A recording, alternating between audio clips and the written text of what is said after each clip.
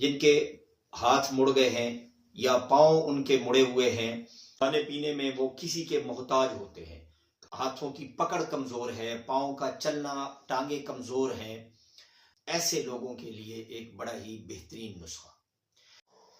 السلام علیکم ورحمۃ اللہ وبرکاتہ۔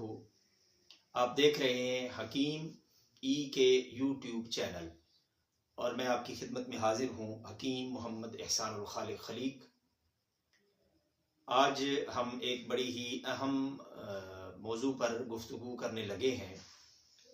اگرچہ یہ گفتگو تھوڑی لمبی ہو جائے گی کیونکہ نسخہ تھوڑا لمبا ہے، لیکن بہت اہم موضوع ہے۔